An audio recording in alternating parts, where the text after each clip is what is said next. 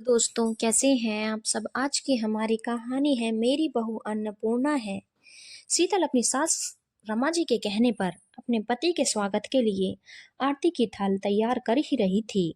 कुछ दिन पहले ही शीतल की शादी धूमधाम से उनके बेटे रजत के साथ हुई थी। शादी के बाद जब वह अपने माता पिता से विदा लेकर अपने पति के साथ ससुराल की तरफ आ रही थी, तभी अचानक रास्ते में एक पेड़ से गाड़ी टकरा जाने के कारण उसके पति और बुआ सास के लड़के के सर में चोट लग गई थी, जिसके कारण उन्हें अस्पताल में भर्ती कराना पड़ा था।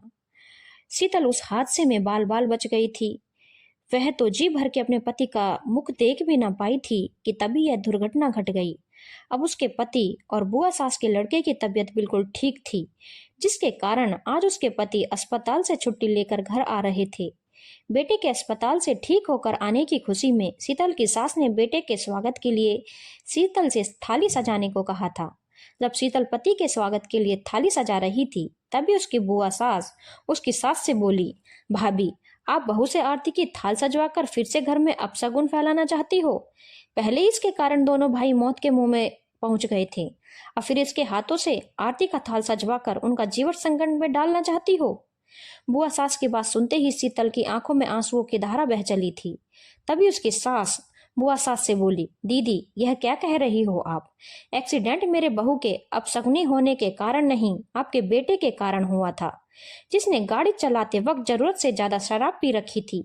शीतल ने जब उसे शराब के नशे में देखा, तब रजत से कहा भी कि भैया से आप गाड़ी मत चलवाओ, इस वक्त वह बहुत नशे में है, ऐसी हालत में गाड़ी चलाने से कोई दुर्घटना भी हो सकती है। तब रजत ने आपके बेटे को गाड़ी चलाने से बहुत रोका, परंतु वह माना नहीं। जिद करने लगा कि गाड़ी तो मैं ही चलाऊंगा, भाभी को पहली बार घर लेकर मैं ही जाऊंगा। रजत के बार बार मना करने के बावजूद जब वह नहीं माना, तब मजबूर होकर रजत को उसे गाड़ी चलाने की इजाजत देनी पड़ी।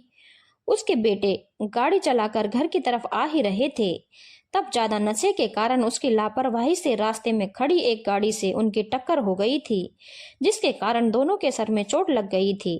वह तो शुक्र करो भगवान का कि शीतल को कोई चोट नहीं लगी और उसे गाड़ी भी चलानी आती थी, जिससे वह बगैर घबराए दोनों को अस्पताल लेकर पहुंची। नहीं तो देर होने के कारण ज्यादा खून बहने से उनकी जान भी जा सकती थी। मुझे यह सब जानकारी थोड़ी देर पहले ही फोन पर आपके बेटे ने दी थी। अपनी गलती पर शर्मिंदा होने के कारण वह अस्पताल से छुट्टी लेकर सीधे अपने घर चला गया, यहाँ भी नहीं आया। दीदी, यदि मैं चाहती तो उसे शराब पीने के लिए डांट भी सकती थी, लेकिन मैं किसी की जिंदगी में दखल देना पसंद नहीं करती। कोई अपनी जिंदगी कैसे भी जिए, परंतु किसी के कारण मेरी बहू के सम्मान पर आंच आए, यह मुझे मंजूर नहीं। मेरी बहू अपशकुनी नहीं, अन्नपूर्णा है।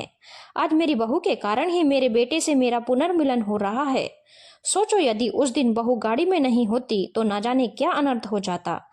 काश आप मेरी बहू पर आरोप लगाने से पहले अपने बेटे को सुधारने के बारे में सोचती तो कितना अच्छा होता। रमा की बातें सुनकर उसकी ननद शर्मिंदा हो गई थी।